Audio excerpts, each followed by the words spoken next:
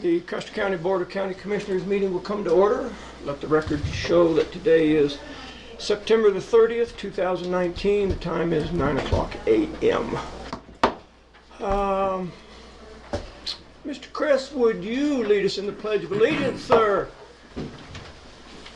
Pledge allegiance to the flag of the United States of America and to the republic for which it stands, one nation under God, indivisible, with liberty and justice for all.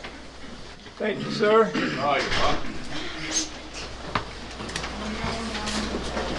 Not that it matters, but I'm in mourning today for the Broncos, who apparently have died. They died 3 weeks ago. Madam Clerk to the Board, would you call the roll, please? Commissioner Flower. Present. Commissioner Kanda. Here. Commissioner Prince. Here. Attorney Clint Smith. Present. And Clerk to the Board Kelly Camper present. Thank you, ma'am. Appreciate it. Our attorney has informed us that he's been very busy yesterday, but I'm assuming he'll bring us up to speed during the attorney's report about the new legislation you were working on. Yeah, we'll certainly Okay, do that. thank you. Appreciate it. Audience introductions. Let's start over here, please. If you could say your name. If it's an unusual spelling, you might spell it because our clerk keeps a record of all Slowly, very slowly. that. Go ahead. Rosalind Solis, Jerry Glassman, Aaliyah Diane Barrett, Tracy Ballard, the Valley Beat, and the Broncos may be dead this year, but they're not as bad as the Bears, who have been dead since '87.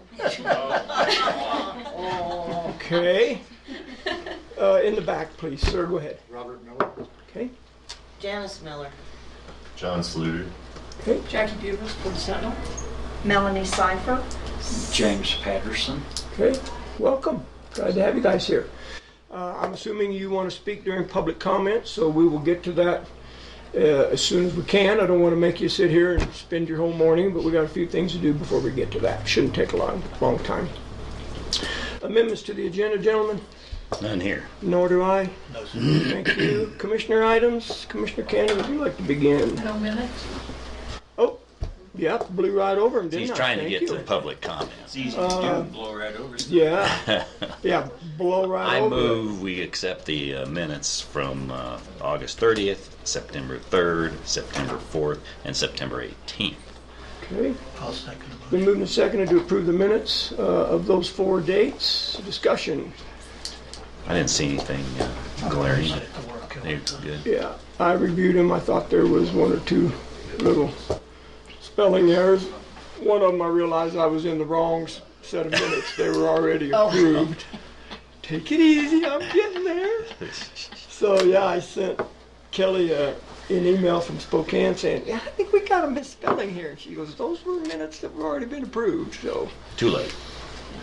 I fixed it. she fixed them, yeah. Any further discussion? Hearing none, proceed to vote. All in favor, say aye. All right. Aye, opposed, nay. Motion carries. Those minutes have been approved. Thank you, ma'am, for your work. Appreciate it. Commissioner Kanda? Sure. Right after our meeting last week, we had the airport board meeting the next day. And you missed the good time of spreading the mulch. Yeah, I see there's still some bales down there, though. I just put them out there Saturday. Oh, okay. Bob, Jolly, and I did because we were short a few. So we're going to get another work party up and spread some more. It's a good thing they rolled in the bale still with this wind that came in. Yeah, Grief. sure. You brought it from Spokane. Where did the hay come from, the bales you had My down there? place. Oh, okay. We got them, and they were black and moldy, so perfect mulch. Yeah. Then worked the broadband with trying to schedule a meeting between the towns and us. I got a meeting with Jim Bispido this evening. The Westcliff Board's meeting tomorrow at 5 to discuss it. And so I and... 5:30. Is it 1:30? 5:30. 5:30 I meant, yeah. And I'll be there with Buck and I, and we'll discuss the IGA. And Kara, can you give me a current copy of the IGA on that we signed, if you can round it up? And then I'll see how many copies. I take a few copies. talk to Jim about it. So it's a West Cliff Town Hall meeting? Town hall meeting is there. It's their monthly meeting. Oh, okay. Yeah. 5:30. Yeah. And then along the broadband front, I think most of these guys are here to talk broadband, and I've talked about all of them when you guys were gone. And had a nice discussion, didn't we? Yes. And I scheduled as a result of that a meeting. I don't know whether we put it on tomorrow for more discussion to bring everybody in. But we can discuss it today as well, start talking about it. Issue is where CenturyLink can't pull the fiber through, they put in poles. We've got a couple of them up on our road, crossing some creeks up and down and back into the ground. They're supposed to be doing it on the county rights-of-way, and I did talk to the road and bridge guys, and that's the understanding they've got. And then I talked to CenturyLink, Tim Kunkelman, about it. And I have his director of operations, we'll talk about it later, to make sure they're on the county rights-of-way. So we can discuss that here in a little bit. And I think that's the highlights for now. All right. Mr. Prince. Thank you. I am pleased to report that I was in Texas all last week. Of course, I had phone and computers, so I was busy. But the nice part is that's probably going to come to a very few and far between, because my dog has moved up here with me. Good. Did your wife come Slightly too? better than that. My wife came with him. So That's a plus. We're a happy family again, so I'll be spending more time up here. Before I left, after our meeting, it wasn't after our meeting, it was Friday. I went down and we had our district attorney's meeting with the 4 counties that share in the budget for the district attorney. And you know, sometimes I know you always say to me, I have my emotions on my sleeve. I'm going to do it. I'm going to do it again. What a breath of fresh air! The new organization. Our new DA, Ms. Turner, is a go-getter. Not much of a budget keeper, but a go-getter.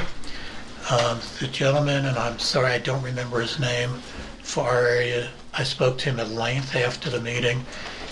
He is working with the Sheriff's Department, I assume with The ADA Sheriff you're Biley. speaking of? There are some cases that they may reopen because they were just glossed over, that he was just appalled that were glossed over. They're taking our county and all the counties very seriously. Here's the good news. They are not proposing any budgetary increases for the 2020 fiscal year. So we should be in the same place. The final budget isn't, they gave it to us, and I noticed that the expenditures and the revenues didn't match. So like I say, Ms. Turner, the DA, was a little embarrassed, but they're going to get back together and work on it. But they don't expect any budgetary increases from us. They invited us, any of the commissioners we want, to tag along and go for a day with the assistant district attorney. And I told him I do what? Just to follow him around, see what he does all day and how hard he works. I told him I would definitely be taking him up on it. I brought a copy of the audited financial statements from last year and the proposed budget for this year, which will be changing, and I'll give those to Kara to hang on to. So overall, I thought the DA meeting was excellent. I felt like we finally have the ear of the government helping us get bad guys off the street. So I was very pleased. And they told me they've spoken with you, Sheriff, multiple times, and like I said just a second ago, some cold cases may be reopened and things like that. So I was very encouraged. You may feel differently. Do you have a number? I was trying to look. Yeah, I do. Ridiculously high, but I have the number. It is projected budget. Like it was last year. I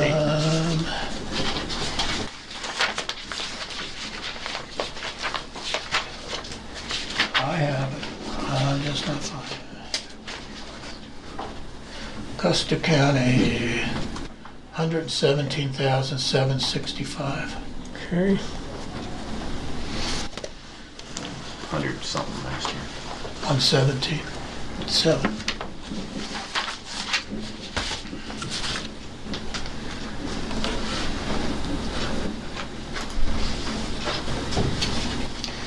Other than that, I dealt with several phone calls from folks who are concerned about CenturyLink bringing the fiber above ground as opposed to underground. Suggested that we have this meeting. Glad you came. So those are the things I've worked on since last week. Okay, good. Thank you. Appreciate it. Yeah, the 18th was the last time we met as a board down in Wetmore. That afternoon, I attended the Family First Act training here in the courthouse, as I know both of you gentlemen did as well. That's right. Thought that was kind of interesting. And then on the 18th, also attended the broadband meeting up at the town of West Cliff Town Hall. And then also on the 18th,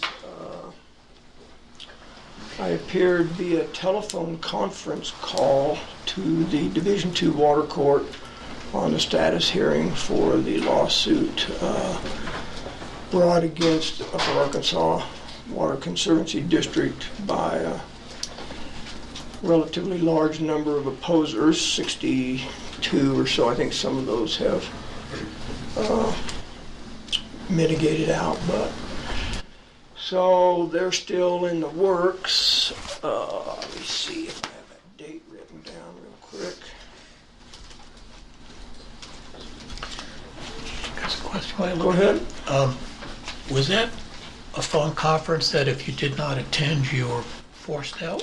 For a couple, yeah. The ones that had not been involved earlier, if they'd missed one, I think this was their second We've been involved. and final opportunity. Did not apply to us. I was concerned about West Cliff. Yeah, I don't know. I was in Colorado Springs at a meeting, so I was a few minutes late getting on, and I didn't hear who all was on that. I will get a list of that, I would assume here, forthcoming from the Upper Ark. And then I attended the Valley Strong dinner that same evening. I don't know, I haven't heard a number of how many people were there. I would guess it was over 1,200, but that's just a guess, so It was estimated at 1,700. 1,700. So it was nice. And then the 21st through the 27th, I was out of town at a conference, so that's kind of what I've been up to. Anything else, gentlemen, under Commissioner Riley? Yeah, one thing I want to make sure publicly, I've worked a lot of road issues too. I was this between meetings, gotten dry, and the washboards are getting real bad, and it's people need to understand that we do understand that, and that I've rode the roads, and they are bad everywhere, including on private subdivisions that are probably even worse. But I talked with Gary a lot about it, and it is prioritized by traffic, and other issues, the safety issues, if they're rutted and bad. So he's getting to them, and what our plan is too, is we keep reiterating, mag chlorides in the future, and we're trying to do that with what we can, mile by mile, to build up that base and keep it from washboarding longer. So anyway, just want everybody to know that we recognize the conditions of these roads, and we've got 300 miles of that. So imagine grading to Albuquerque with 5 graders. What we got. So it is a priority thing, and it is tough to keep up. And the alternative is to raise the mill levy and buy some more, but that's not in the cards right now. There you go. Did you want to speak to the EMS committee? Well, actually, I don't have anything specific to report. We're going to meet today at 1:30 over at the clinic. We're going to talk about how to make sure that ambulance service continues to the eastern portion of our county, which includes Wetmore and other areas. We have interagency agreements with multiple organizations for some of the far eastern areas where our ambulance service is not first call. But the committee that we formed before we speak with the hospital district is in agreement that we feel their complaints are absolutely legitimate or appropriate. We have what we hope to be a viable solution, and we're going to present that to them today. To who? Sir? To the hospital. The hospital board. So you're getting that, their committee and your committee are going to get together. Exactly. Okay. Thank you. I must not have been very clear. Both boards, I'm sure, will have to go back to, like I will have to come back to. We need to understand what commissioners you think once we the do plan it. is. Yeah, once we do. So it may tweak a little bit, so I don't really want to go into a lot of detail now. But my feeling is that they've stepped up to the bar. We're going to step up to the bar. We're going to do the right thing. We have some HIPAA information issues that are going to come up that we need to work through.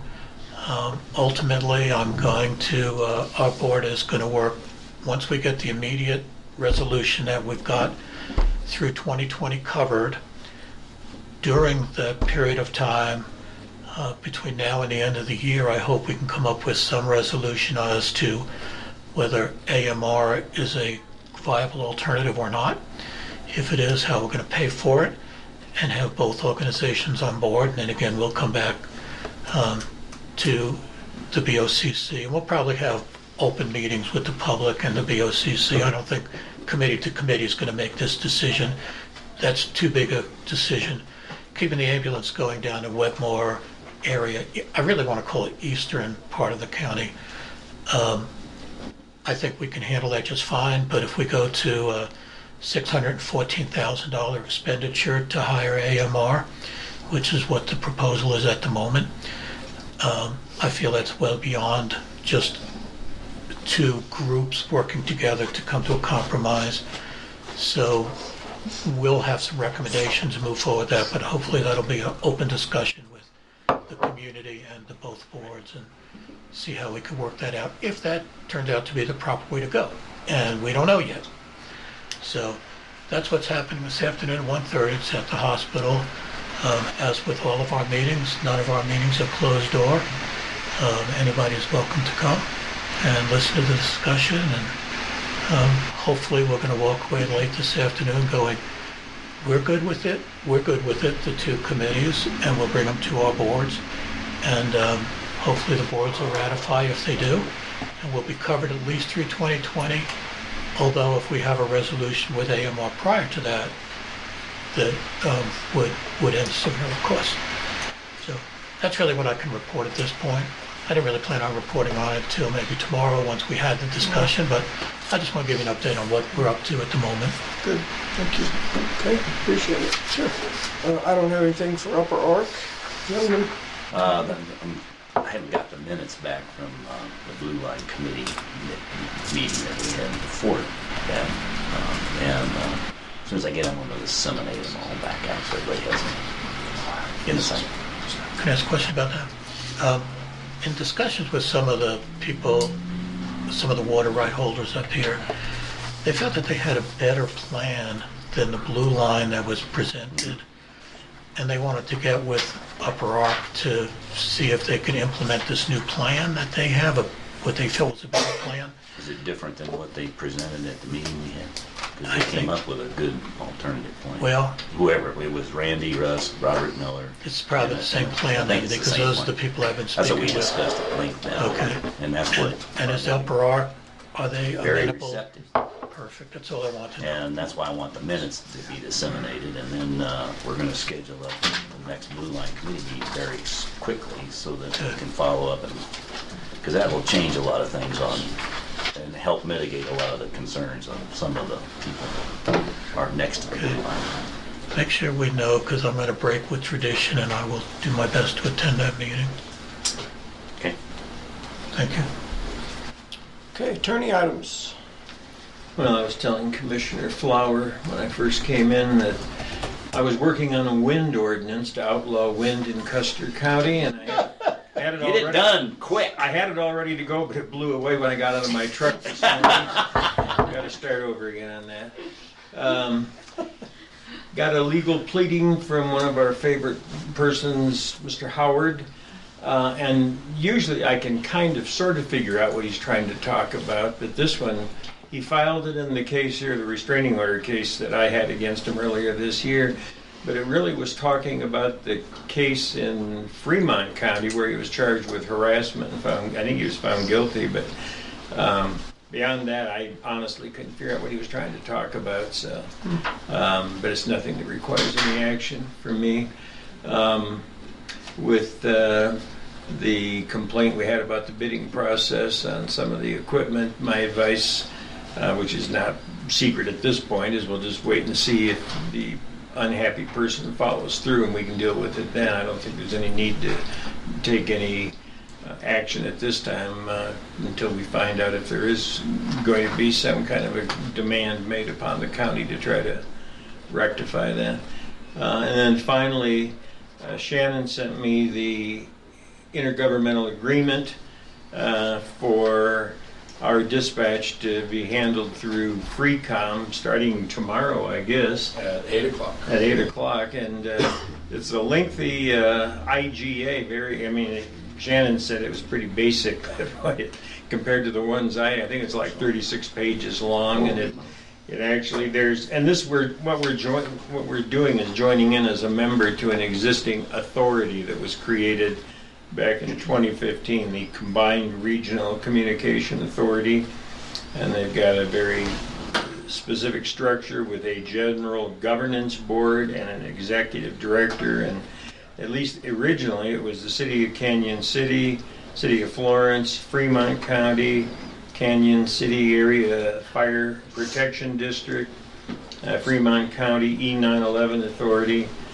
Those were the members, but there's a provision for new members to join, and that's how we're joining. Can they get on the board then? Is that part of the deal? Yeah, we'll have representation there and everything, and we have a very specific procedure to determine the cost and how the cost will be apportioned among the various members. And the idea is, as I was reading it, is to try to bring all the wages and the salary of all the employees basically the same over a certain period of time. So, but beyond, that's the essence of it. I didn't want to get down on the weeds on it beyond that, but so I guess that's what I have to report this morning. I thought Shannon was getting ready to step in the room. Went to the bathroom. Yeah, Have he you stepped Barb, into the anything room. to add to that, or? On the dispatch center, I could probably talk all day. But, it's been a busy week last week getting everything in place, but we are slated to go 8 o'clock. Getting any comments, plus or minus on it? I put the press release out. Shannon will be putting out a different one probably today. We had a little bit of a snafu with the phone number. Our phone system will not, our call tree cannot, for whatever reason, transfer. So the public will be directed to hang up and call basically the Fremont County Sheriff's Office, press 8, and then that'll be the free call. So that's a little bit of a headache we weren't expecting. And so that's probably going to be a little bit of a snafu, and I'm sure that at some point, maybe today, you'll get a different press release out on that. But I put one out on Monday, and we got a lot of positive comments on it. I was expecting a lot of negative, and Yeah, I think it was pretty positive that folks understand that when you call 911, you want someone to answer, and when you call for a cop, you want someone to show up, and we'll be able to meet that. And so I think other than that, the public won't notice much difference. So you mentioned, and Sheriff Byerly's in the room, there was a problem with the number What number was that originally? And so originally we have a system called CallWorks. We were hoping that when you pressed 1, it would automatically route you to FreeCom. Well, it's not able to do that. So it just require folks to call a number. We'll put that number out. And it will say that number when you call our office. And press 8, that will take you to FreeCom so that you can report a non-emergent crime or get a deputy. 911 still on the table. That 911 works is good to fine. go. But if it's a non-emergency, Non-emergency, so that you don't call 911 for every little thing that's going on. So how are they handling the fire requests for permits? And Well, I think we're talking about that today. Yeah. Are you? In here. Oh, you're gonna go over the whole thing? Well, we'll talk about the ordinance and what we want to change. And I have met with Kit last week, and so I think we're on the same page. all right, thank you. Anything? Nope. Okay, very good, thank you. Anything else, sir? Clint just Clint? stepped out. Anything else, sir? No, I was assuming as far as the changing the burn ordinance is something we're gonna talk about, and I thought perhaps we need a workshop on that. I don't know, I haven't seen the extent. Perhaps, I mean, Clint, so basically I looked over it last week. I typed up some suggestions. Any place that says that you contact the Custer County Sheriff's Office needs to be changed because the Custer County Sheriff's Office is no longer going to do that. Right. And as far as I met with the fire board and talked about how they're going to establish burn permits, and that's up to them. I think Kit's going to talk about that some. But that's basically it. It's basically looking at the ordinance and changing the language. All right. But I you have that think typed out. you pretty much have it tweaked to where you needed to work with the new dispatch system? Yeah, I think so. Okay, that's good. I'm certainly happy to take a look at that and make whatever revisions are necessary so it'll work for you. Okay, good. Thank you. Anything?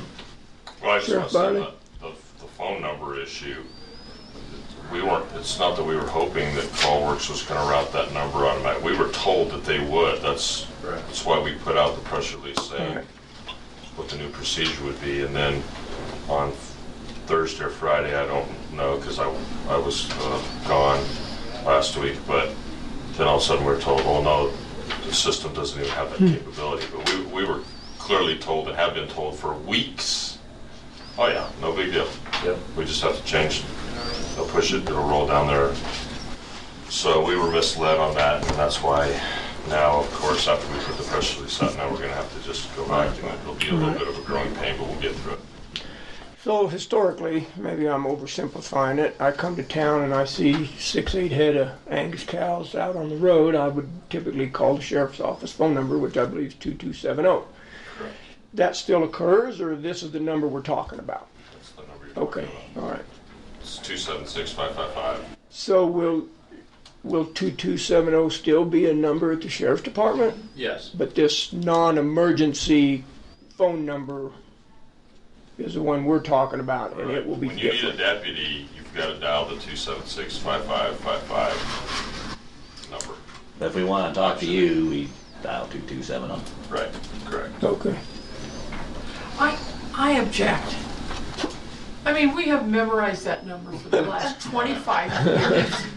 How in the world do you expect us to memorize a new number? Well, Yeah, with 10 digits. 5555. We don't, but we're going to offer free tattoos, and you can just have it put on the back of your hand. Right, well, that solves that. Prefix on the left, last 4 digits on the right. It's just give me a Sharpie, though. It's a really cheap, Yeah. Oh, I really see. cheap tattoo. Yeah. Okay, thank you, gentlemen. Appreciate that. We'll move on then. Public comment. I assume everybody here is wanting to talk about the same thing, but that could be a false assumption. So I want to ask you this. Do you have a spokesman? Do you anticipate speaking individually about the aerial versus underground, or can you give me some direction there? I would think that we speak individually, but of course, if someone has already raised the topic that you were going to raise, Right. let it go with that. Yeah, that was going to be my suggestion. We don't need to Rehash. hear the same concern over and over. I mean, obviously, we're going to listen very carefully what you have to say. So with that, we will open it up. I'm not going to put a time restriction on it. If it becomes necessary, I may. But I think we're we'll be respectful of each other's time, and obviously we get paid to sit right here and do this, so don't think we're in any big charge of a hurry to just hear a couple of you and then send you out the door. So if you have something to say that hasn't been said before, you're welcome to do that. So I would open it up to whoever would like to start. Tracy, oh, you're just getting your phone up there? Okay. So I can hear it. Go ahead, Leah. I understand that AT&T had the property for the cell phone tower. And my concern is practicality, a navigational hazard. It looks like it's less than maybe 300 feet where the emergency helicopter lands. And we have horrendous winds up here. And if something did happen with the helicopter, it would take out the EMS staff, it would take out all the ambulances, it would take out part of the sheriff's office and part of the medical clinic. So that's my concern of the location of the cell tower. Okay, all right.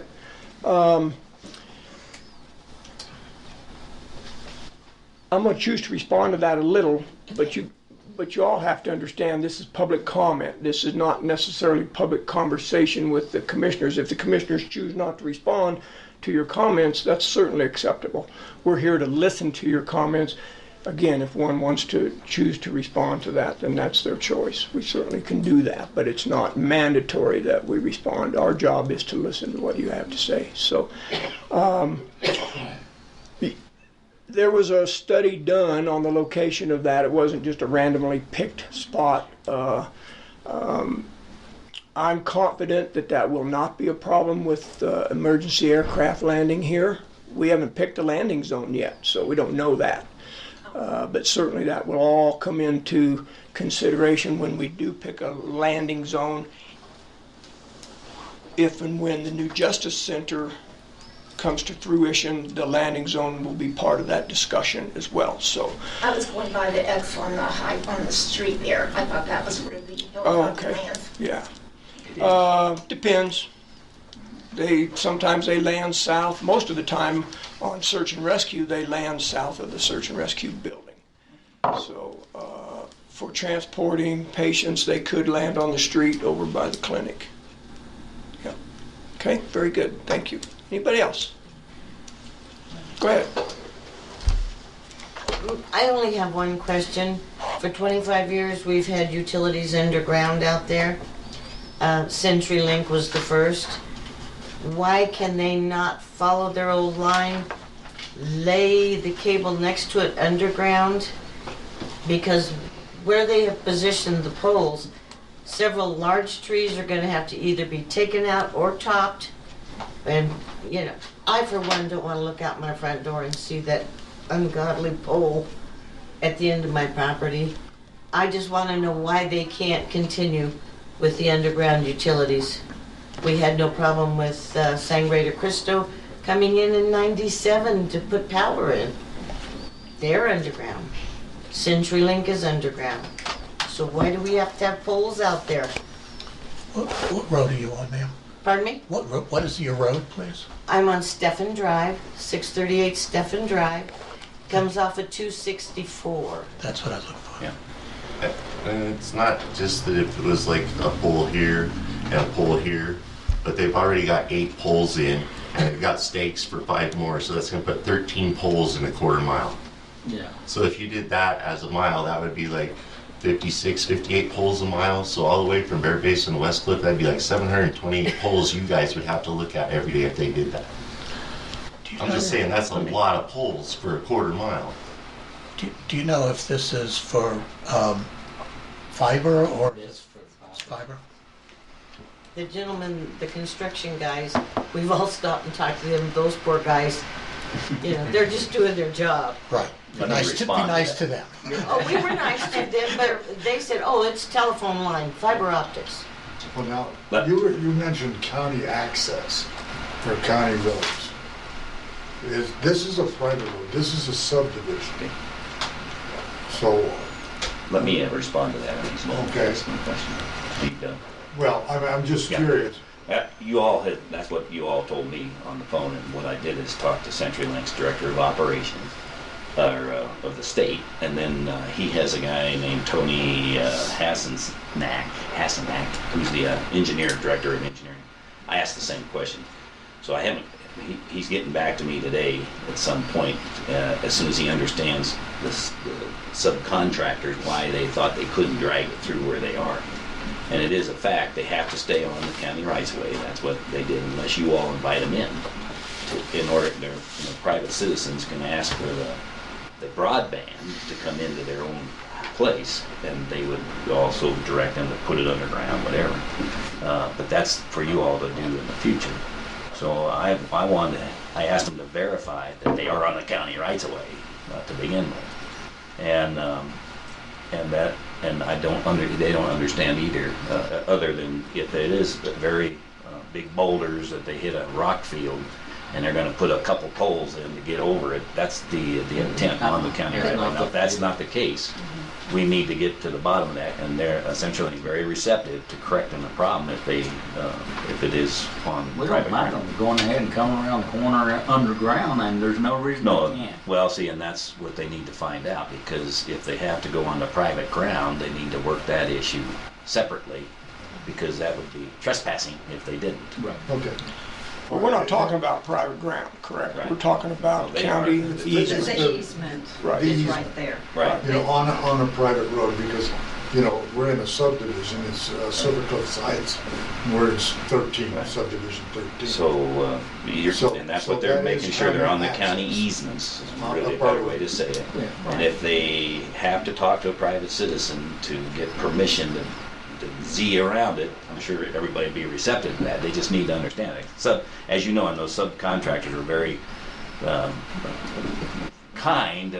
They listen to you and they're trying to do their best, but they're doing them by whatever the direction is. So Tony is the right guy, and I'll know more about that later today. Okay, because the area they're going through on this particular hill, coming up, I take care of the roads out there. I got a little tiny tractor. And Can we have you come and help us? You don't want my tractor, I mean, it's only 18 horses, you know. But I do what I can, and that area that they're going over is probably the worst in the world. Yeah, I know it is. There's big I was there. boulders and crap in there. Yeah. But the thing is that CenturyLink went through there, or CenturyTel at the time, whatever it was. They must have gone around somehow. They went right down the middle of the road. Ah, So, see, that's a, you know, I I mean, can we're understand. already underground with all of our utilities and stuff. There's really no reason to. And if they put power wanted to lines. come, I mean, there are other ways out of that subdivision, so. it's good to know you're receptive to that, because they'll Oh, work yeah. well. Yeah, it would Yeah. tear up the road, Yeah. but they're moving quickly. Lord knows, we're watching those poles go up a lot faster than any of us want. And, you know, but if they would just put it underground. Well, I talked we to them understand. Friday, so we'll see. And we're not against the broadband or progress. No. You know, we're more than happy for Custer County to get If you it. really come up our road, it looks like they're building an elephant enclosure in Cheyenne. Yes, it does. I've never seen. No, I know was it's in that fast. Nevada and I come home and I thought I went down the wrong road because there's like holes. Yeah. Okay, thanks. I just don't think they need that many. Oh, this gentleman, yes. My comment would be that wasn't but 2 years back I tried to bring power to my house, and I was told by the power company it was going to have to be underground. It was going to be tens of thousands of dollars to do it. So for me to have to bring power underground, why wouldn't the broadband then be underground? It's a very fair question. Yes, ma'am. And I understand the boulders, and that's what I at first thought when they first started putting the poles up. And that once they hit dirt again, that, surface soil, that they'd start going underground again. But that doesn't appear to be what they're doing. Because they're coming with as many poles as they came up over that boulder, and now they're putting them all down the line. So it almost seems like they assume that there's Can you give me a count on the poles you've seen laying around? There's 8 poles in the ground right now. There's 1 pole on the ground, which is 9, and they have 7 more 3 holes poles dug. on the ground. 3 poles on the ground, they have 7 more holes dug. By 13 the time they're total. done, there'll be like a total roughly. of 13. Okay. 13 In a and a quarter quarter, mile. in a quarter mile. Okay. I caught that. And we understand about the washboard.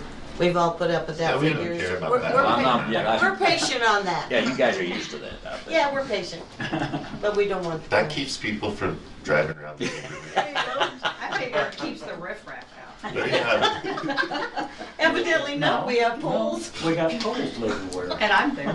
And one other question on this, because of the orange cable that's going around, I mean, is that what's going to go up on the pole? no, No. No. that's okay. just for the Okay, burial. that's Yeah, just for that's a the- conduit for underground Okay, burial. right, It'll, okay. it'll look like a phone line. Yeah.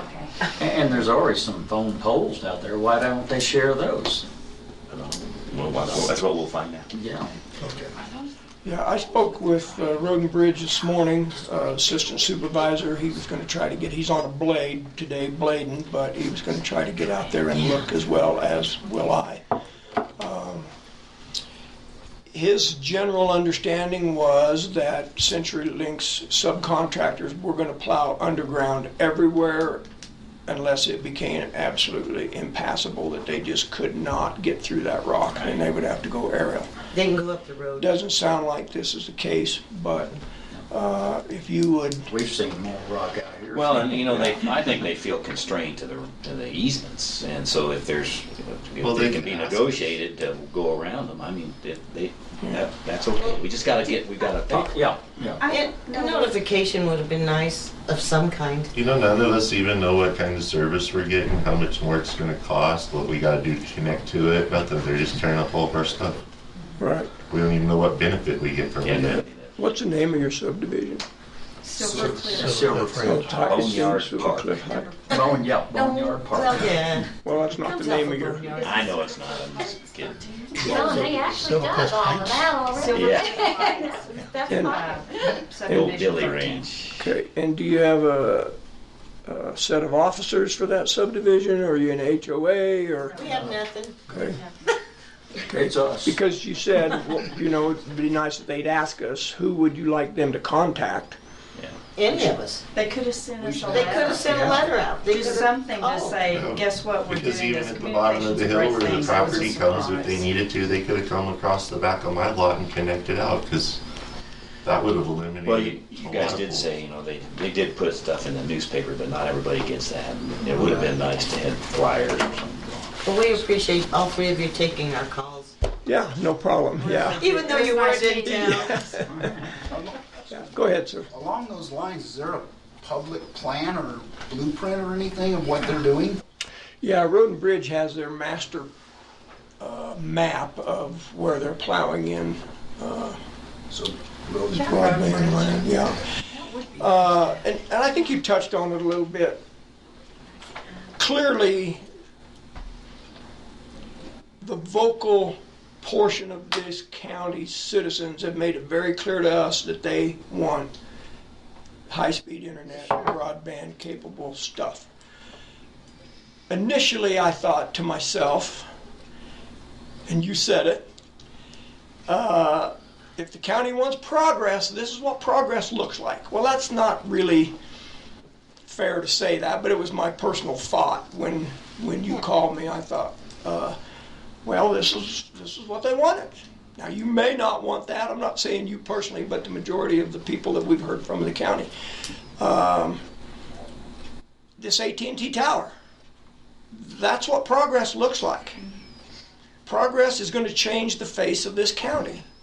It may be poles. It probably ain't going to be 700 poles, but it may be poles. I don't know that.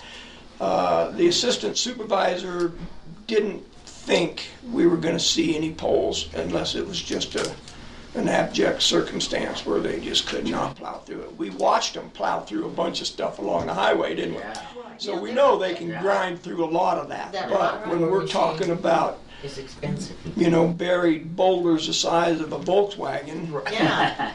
So I don't know what's going on underground. I haven't been out there. I don't know the geology of that area, so I can't speak to that. But I hope you do understand that through Commissioner Canada's efforts, we will and have reached out to CenturyLink, and we will try to resolve this situation. It doesn't mean it's going to get resolved, but I hope if it doesn't get resolved, you can at least say, they heard us and they tried, and here's why they can't. You know what I'm saying? I hope those poles go away. I do too. Or just, because they can be unsightly. I get that. Or lesser. Maybe one or two, maybe Yeah. even five. I understand. Yeah, over We the can rocky understand. part, we understand that, even though I'm sure they've got the fancy geology deals that they can just spec down and say, that is a huge boulder, because I haven't seen them try to grind up through there. Yeah, they at ground all. to a point. But they just- probably can spec it, with laser or something, say, that's fine if they do that, but then it looks like it's just going through regular, it's hard dirt, but they'd be able to go through that. Well, we've got a pretty good working relationship with Tim Kunkelman. We've met with him numerous times. I believe he's pretty receptive, and I think he's proactive in trying to address our concerns. I don't see any different for this situation. So if you would give us a little time, give Tim time, give their engineers time, and hopefully we can come up with some solution. It's addressed now, so they know it's a concern, so I would assume they won't just keep pressing on until they figure out what the deal is. How will we find, 2 weeks, how, We have another meeting whenever we have it scheduled, and we're gonna keep addressing this in these meetings. We'll Okay, we so have that to put would a probably be the- workshop together and get everybody in town for notice and meet somewhere. We'll even consider that. so the community face page would maybe have something, or just get Um, the paper? Yeah, probably the We don't- paper, the I don't county, get the paper, yeah, but- the county website. Okay. Yeah. And I don't know, are we scheduled for tomorrow to discuss this again, or is it Wednesday? I thought It is, I think it's tomorrow. we can do it Wednesday too. Good. Okay. Anything else? I mean, We love I know. progress, but we don't want to see it. Are we all? You don't want to look out there and That sounds see like a Senator Yogi Berra Christo's saying. telephone pole. Yogi said that. yeah, I think we're pretty in tune to property rights and to the inherent assumption that when you buy a piece of property, for all intents and purposes, it's going to remain the way it was and intact. I mean, I get that, I understand that. That's why we probably all live here. But as Mr. Glassman said, when we made a co-op to put our power in out there, they were specific. It has to be underground, which we did. So we were just kind of yeah, now why all of a sudden, well, why all of a sudden, 25 years later, we gotta have yeah. Your questions are very valid. yeah. Yeah. Okay, anything else on this topic, folks? Just thank you. You're Yes, welcome. thank you Thank for you your very much for listening to us over the weekend, Yep. taking our calls. And you're welcome to stay and watch sausage be made. Oh, I do that at home. But you don't have to if you'd like. Oh, I see. I'm not throwing you out, but Yeah, you can don't go feel home. like you have to We're drudge going. through this. All right, thank you, folks. I also want to say thank you, Kara was very Oh, good. helpful, Yeah. very nice. Carrot? Did you say carrot? Kara, Thank you, guys. Oh, nice to meet you, Melanie. Thanks for listening. And if you boys, Oh, of course, you're welcome. Good to see you, my friend. Nice to see you. Put a nice voice to a nice face. thank you, you two. Hope we get it resolved. Get together, I'm calling Cindy. I hope There so. you go. Nice to Can I see get you. your nice to meet phone you number? face to face. I've got it. but- 719. Okay, I had about 4 phone Nice calls to and I put couldn't I figure know. out which one was yours. 719, 458 Well, You got a thank you. southern twang. 9212. Texas, yes. Okay, and your first name again? I'm Janice. sorry. Janice. Are you Jan, Canadian? just put Jan. Okay. Yeah. Where were you? Vietnam? At least I'll have someone I can call and say, hey, let your folks know that this is what's happening or whatever. Well, and what's really ironic is we just got rid of Thank you so much, CenturyLink Melanie phone Cypher. Thank you so much. because it was so Appreciate screwed you. up. We now have AT&T cell phones. Figures. He was in River. I know he wasn't. Hey, and they work up here. And they're gonna get They were out. And my worry is out there, we have a lot of lightning strike. I mean, you know, first thing, those poles are like, hit me. So, thank you guys. You bet. Don't let them fall on you. Okay, I have a record of no unfinished business, gentlemen. Okay, we'll move on. I didn't say that. No, you didn't. First item of new business is review the vouchers.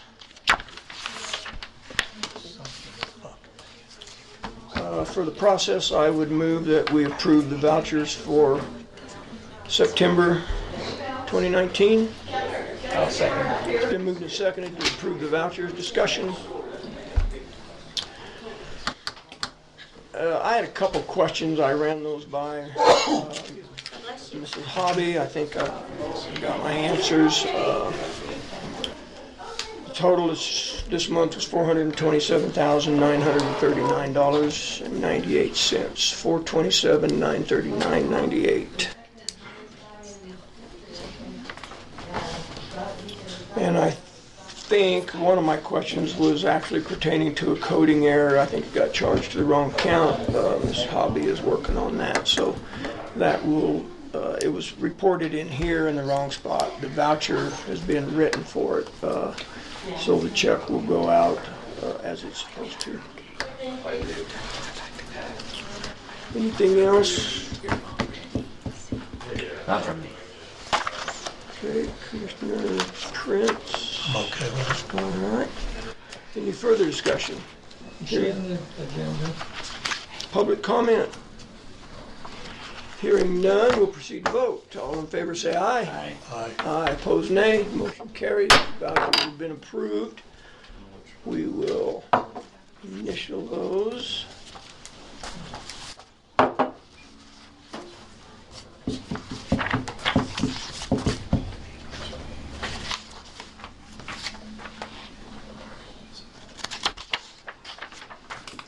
I see Mr. Swanson's been busy with tourism, looks like.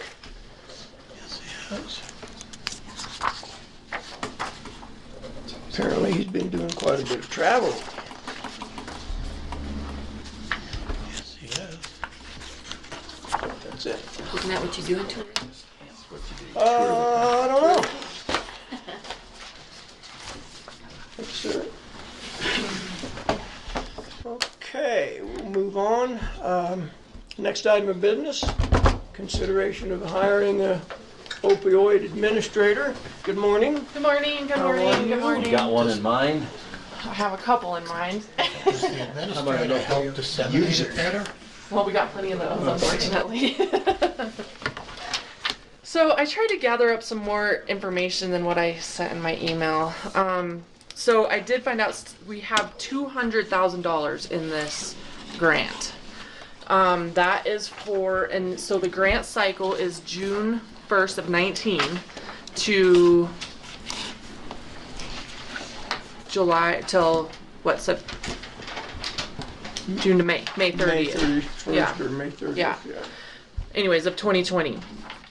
So that 200,000 is for our region, which includes Lake County, Chaffey County, Fremont, and Custer. So we essentially get $100,000 for opioid use, and we'll share it with Fremont County. Fremont County does all of our tobacco cessation work. We share that with them. So the Fremont County Public Health Director has been on maternity leave until last Monday. Real quick before you get into the details. Yes. What work are you talking? We're talking about What? opioid. Okay, so this grant is for opioid prevention and treatment. Now, treatment, when I say that, is a little bit misleading because it's not like we're going to send somebody to a treatment, to rehab or whatever. That's not what it's about. But it's about developing programs for prevention as well as like medicated assisted treatment. You'll hear that. It's called MAT programs.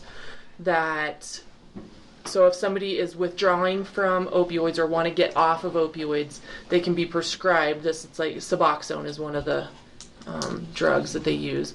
And so they take that so that their body's not crashing off the opioids. And sometimes people take that their whole life to stay off the opioids, but it's... Does the work entail also working with the human services guys, coordinating that as well as the hospital district? Yes.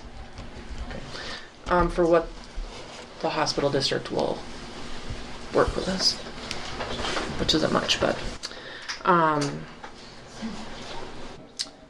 so what I'd like to do is propose that we hire somebody to do this work. It would be about 20 hours a week, depending on whether we hire a nurse or a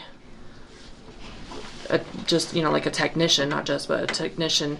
It would be anywhere from $15 to $25 an hour, no benefits, and strictly dependent on that we get the grant again next year. We already have it for this year. It looks like we're probably going to get it because it's such a high initiative on the federal level that we'll get this grant funding again. And if it's not that, it'll be some other form. So the money we got last year was what you used, Mm-hmm. and you need help because it's gotten out. Mm-hmm. Mm-hmm. How much did you say you get? 100,000 A year? Mm-hmm. Well, Until for the- this grant cycle, Okay. yeah, which is already 3 months in. What's a grant cycle? A year? It's a year, yeah, from June 1st to May 30th Is the that next for year. Custer or Custer and Fremont? It's for Custer and Fremont. So, Let me ask if I may, please.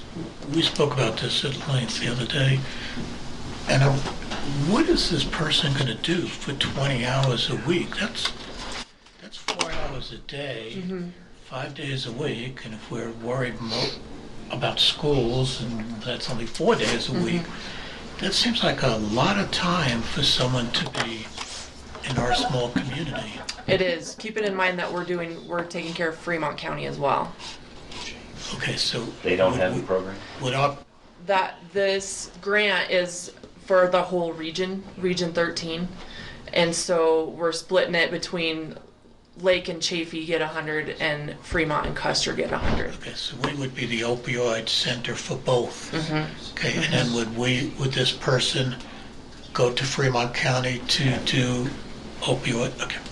The thing that bothered me the most when we left was opioids is it's the hot topic right now. Okay, but we still have Alcohol. tremendous amount of problems with methamphetamine and other very addictive, deadly diseases.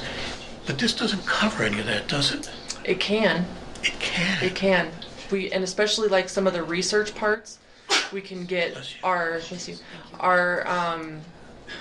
like alcohol, DUI stats. We can work with that population. Here's the thing.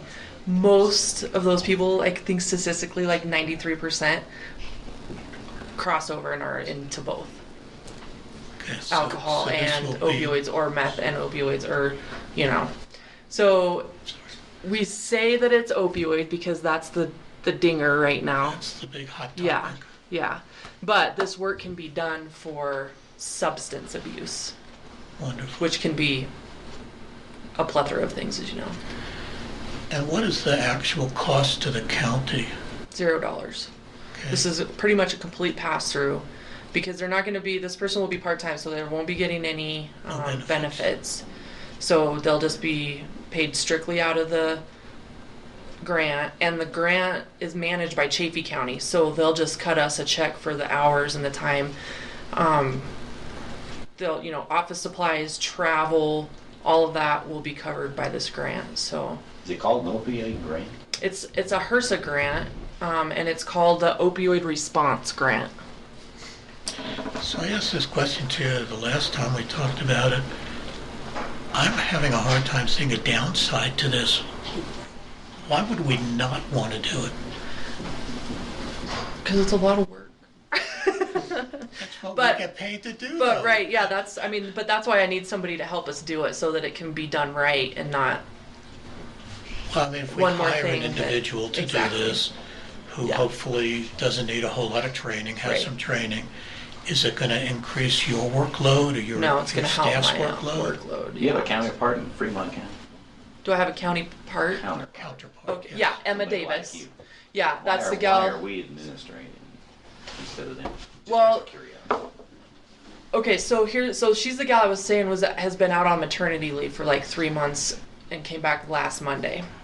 So there is a small possibility that they might be able to hire somebody from their county to do our work up here, but they're already doing our tobacco work. They do several programs that are joint, and so I feel like if we have somebody that would be good for this and we can employ somebody in our county for it, that would be good, and we could kind of be pulling our part. Are Otherwise, they willing to work with us? Like, have you talked to them about this partnership? absolutely, yeah. And we talked about doing this before she went on maternity leave. And then it's honestly just kind of fallen through the cracks. So That's why I want to get it up and going. Couple questions. One, I'm glad to hear that, because I was under the misunderstanding that the 100,000 would be split between the two counties. We'd get 50 to do our thing, they'd get 50 to do their thing. That's not the case. It's $100,000. If this goes through, then your office would administer that grant for both counties for $100,000. Would it be housed out of your office? It would be, and honestly, they could do it from home. This grant will pay in office supplies. It's already been approved to get a new computer just for that person. Like I said, travel and office supplies to get them set up. So they really could do it from home. Well, I like the idea of obviously the employment opportunity for somebody in the county, which reminds me during public comment, you can talk about your office, but. So yeah, I think I would support the efforts. I was trying to visualize another desk in your office and all that, but you probably would think this would be a work from home thing. Well, especially because there will be travel to Fremont and correspondence that way. So. There'd be a place to work out of there too. And you indicate you have a couple of people in mind, so you would go through an interview process. Yeah. Would, being part-time or really half-time, would we need to put this out for bid, or could she just invite people in to discuss? Oh, I think you probably post this publicly, right? That you had a job opening for a grant administrator, so I think that would cover that. Yeah. Yeah, and it would just need to be, I'll just have to be really clear that there's no benefits, and it's just contingent on grant funding. So if we don't get the grant next year. Next year, not this year. So this year we're set, until May. I'm a little confused. Help me, please. So the person would be the grant administrator, but they would be the ones who would go out and educate and help people who have opioid issues. Okay. There's where a lot of the hours would probably come into place. That's the requirements. Okay, I'm fine. I need to get that together with Emma from Fremont County and kind of maybe see what Chafee's doing to get a solid job description and what. Qualified. Yeah, there isn't like you go to school to be an opioid administrator. But yeah, I think a nurse would be a good, just because of that general knowledge of, the science of how it works and whatever. Possibly a CNA. I'm not opposed to somebody who's been through it. If you're an ex-opioid user and you're clean and you have a testimony, might not be a bad way to go either. Are you going to require drug testing of anybody who applies for this? Possibly. I got just kind of thinking outside the box, but a while ago you referred to that make kind of Custer County the opioid center. Is that something our tourism board could possibly use? Or maybe those aren't the tourists that we want coming in. Probably Opioid not. center. As long as they are not a felon. Okay. I'm going to talk about the attorney's job next time, right? Yeah, let's not put that on the tourism board. So I guess a question maybe for Do council. we need to test you? So do you think the board needs to officially authorize Alyssa to move forward with a motion? I would think so. Yeah, I would suggest you do it that way. Okay, well. Keeping in mind that if I have a conversation with Emma from Fremont County and she says, oh no, I have somebody that's already going to do this work, then we're off the hook if it were. But I also kind of want to give somebody up here an opportunity too and not just have everything go to Fremont. So. Well, maybe a carefully worded motion would cover both circumstances. Yeah, What I would suggest in well, I'll go ahead and make the motion. We could tweak the motion if you like, that we authorize our public health nurse to work with Fremont County to institute the program for opioid prevention and education. Did I say with Fremont County? With Fremont County. And if appropriate, to hire an individual for 20 hours a week whose enumeration would be strictly through the grant and would end if the grant ended. Yes. Is that Okay. will it cover it? Not bad. Is this a state, well, sorry, is there a second? I'll say. It's been moved and seconded to authorize a public health nurse to move forward with an effort with Custer and Fremont County for an opioid educator, grant administrator, to be paid through the grant. Discussion. Is this a state grant or a federal grant? It's a federal grant. Federal grant. HRSA. H-E-R-S? HRSA. And I'm sorry because I don't know what that stands for. HRSA, okay. Good. Human Further Resource- discussion? Health, maybe? Public comment? Hearing none, we'll proceed to vote. All in favor of authorizing public health to move forward on the opioid grant, say aye. Aye. Opposed, nay. Motion carries. It would help us if we didn't approve this, you know? Right. Okay, well, let's run amok.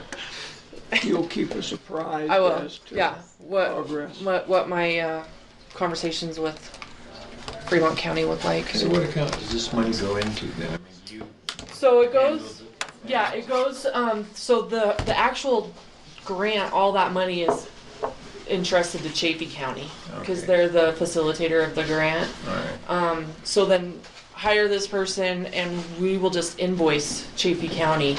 So then it'll go through Donna Okay. and then write them a, you know, we'll just, you know, write them like a paycheck, but it'll be reimbursed from Chaffey.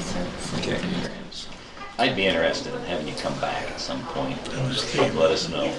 And whatever the job description is going to be, and also what is the mission of that, which means it's more an opioids the way you described it, so that we get the full benefit. of Yeah. what it's gonna be. Yeah, I agree. Yeah. So Yes, that's all on my radar. I just Googled and it says the Health Resources and Services Administration, HRSA. Perfect. Thank you. I was close. You gotta love technology. Right. Okay. Alrighty. Good. Yep. Thank you. Appreciate it. Thanks. Thank you. Yeah, gentlemen, would you be all right if we just took a quick little break? Thank you. Without objection, we'll be in recess for 4 or 5 minutes. Just finished moving. Meeting will reconvene. Next item of business is consideration of revision of the ordinance 19-02, the burn ordinance for Custer County. Spokesperson today. I assume it's me. All right, sir. Good morning. How are you? Good morning. Good to see you. Good to see you. Good morning. Sir? See you, Chris. That might be your second or third handshake, but Sorry. yeah, he's really not into law enforcement. Before you start, before he starts, I gotta say something about the ordinance. Okay, all right. So, Ms. Kelly has a comment concerning the ordinance. Let's start with that. So, it was brought to my attention that this ordinance that we did Yes. was dated wrong. Okay. So the first reading, it says was done on the first day of July, and it should have been second day That's of July. what I was just looking. So I talked to Clint, and Clint thought that if we just amend that, we'll do a new page, we'll get new signatures, and then we'll re-record it, and then it'll be fixed, and then you can do all your changes. Okay. Okay. You do it all at the same time, what you're saying. The ordinance We'll do this, and then. Okay. that I'm looking at is dated the 31st of July. But that's probably, Well, That's first the reading, second reading. first that reading. was Yeah, oh yeah, first day of July. See? Sorry, yes. Yeah, at the top. that's the, yeah, and should be the second. I would move that we amend Resolution 19-02 ordinance, sorry, by striking on the signature page, the last page of the document, by striking the first day, sorry, by striking the word first and inserting the word second to read the second day of July 2019. Is there a second? I'll second. It's been moved and seconded to amend the ordinance 19-02. Discussion? Question. Yes, sir. I noticed that I did not sign this because that was the one day I wasn't here. Correct. Am I still okay voting on it and moving forward? Absolutely. Okay. Yeah. Just want to make sure Yeah. procedurally I wasn't Yeah. stepping my bounds. And the technical question then, would you Want to sign it? that wouldn't change because we're not signing the amendment, really. And this document is from the second day of July. Right, this is what's called ministerial action. It's not anything of substance. So I would say that just the original signature should still be the same signature. But Jay can certainly vote on this. Yeah, that's my belief as well. Further discussion? Hearing none, we'll proceed to vote. All in favor of the amendment, say aye. Aye. Opposed, nay. Motion carries. So we will re-sign those and let me look here. And then Jay, you certainly can sign on the 31st of the second reading. So we'll get a new signature page, correct, Ms. Kelly? Yes. Thank you for bringing that to our attention. All right, Mr. Barr. So, no secret that we're changing dispatch centers, and with that, so the way it's set up right now, people, when they want a burn permit, call the dispatch center, and they keep a log and they issue those permits. Well, with us going to FreeCom, and FreeCom's not able to do that, we looked at the burn ordinance, and I also met with the fire board last Thursday night, I believe, and talked to them about the fire department then issuing the permits. Now, the way it stands, if the fire department issues the permits, then when people are going to burn, they will still call FreeCom, and FreeCom, the dispatchers there, know where the burns are, and they will keep that up on their screen. So that really doesn't change a whole lot. It's the issuance of the burn permit.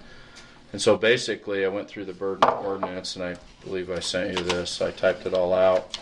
It's basically just certain areas in there where it says the Custer County Sheriff's Office will have anything to do with the burn permit will then become the Wet Mountain Fire District. So I don't know if you want me to read each one of these. I don't believe I need to do that, but I don't see the necessity for doing it. I mean, we've got it in front of us here. okay. Yeah. We might scroll down through that first page. Show you what I'm looking at. Yeah, I'm looking at the same thing. Okay, and that's what I did originally, and then Friday I decided to type it all out. But, Okay. So for the language. I guess what I was getting at, these 6 bullet points on this page are reflected in the document below Right. that, correct? It's basically anywhere in the ordinance where it says the Custer County Sheriff's Office will issue the burn permit, that be changed to the White Mountain Fire District. Right. Who's going to field your call? Well, Mr. Chairman, my board kind of took a little bit of a different look at it rather than you going all the trouble of modifying the burn ordinance right now. And since that takes 2 readings and it takes, something of substance, as the attorney mentioned, that it takes 2 readings, and a public hearing and so forth, that we propose that we put a moratorium on permitted open burns for a limited amount of time, but it would give us a time to get together as a committee, which I would think would need a commissioner and the sheriff and the fire department and the OEM, and pound on this a little bit harder. I've looked at it and seen a few things in the burn permit that I'd like to see changed as well, or added into it. Chris has done all the heavy lifting and making the edits, so I mean we could take that and take a look at it and see what we could do as far as coming up with a new burn ordinance. We want to only be issuing them during certain hours. We want to make sure that people actually come in person to get their burn permit, which is something that's we've kind of had a little trouble with, is that we make them subject to paperwork that we don't provide to them. And there's a lot of people, we talked about it the other night, that it took them a long time. We were talking about training on a 10-digit phone number. It took us years to train them on the 3-digit 911 phone number. So asking them to change a lot is difficult. I'd like to have them just come in, and then we can give them, instruction and permit information. So I don't know whether a moratorium needs to have an end date on it, or whether you can just say a temporary moratorium on open burning. The other part of it is right now, We're a red flag today. It's a red flag anyway. The fuels have dried out. We had a tremendous amount of ladder fuels come up this summer because of the good rains and the growth. So we're in a bad fire hazard right now due to those things. We had a call yesterday that could have been gigantic, but Rye got right on it and helped out with that. So I'd rather see us put a moratorium on the open burning, and then we can work on the ordinance and the permit a little bit as a group. Chief, I think his suggestion is certainly reasonable. How long do you think it would take? I think we could be done by the first of the year. I think we ought to put a date on it. And that, that way you can say by January 1st, by the first county commission, the first hearing would be at the first county commissioners meeting in January. Or however you want to do it. I know that's always a difficult meeting, but you would set that date because that would be the first reading of the new burn ordinance. And we can incorporate all of that at once. So that's my suggestion. Well, how do you feel about moratorium and? Well, and so it's kind of a catch-22. This all happened pretty quickly, and so for everyone to get on board and say this is what we're going to do, and then the whole piece of, like I talked to the fire board on Thursday night, it's always difficult to get the public up to speed on what we're doing, and I think if we don't do something, public come Wednesday morning will be calling FreeCom and saying I need a burn permit, and that's going to happen probably anyway. And to put, so we came up with a form, Vern came up with a form that's pretty easy to use, but I kind of agree with Kit that maybe it needs to be an actual permit issued, because there's always those folks in this county that aren't going to get on the internet and create a form. They want to call, and to get that mindset changed is going to be difficult.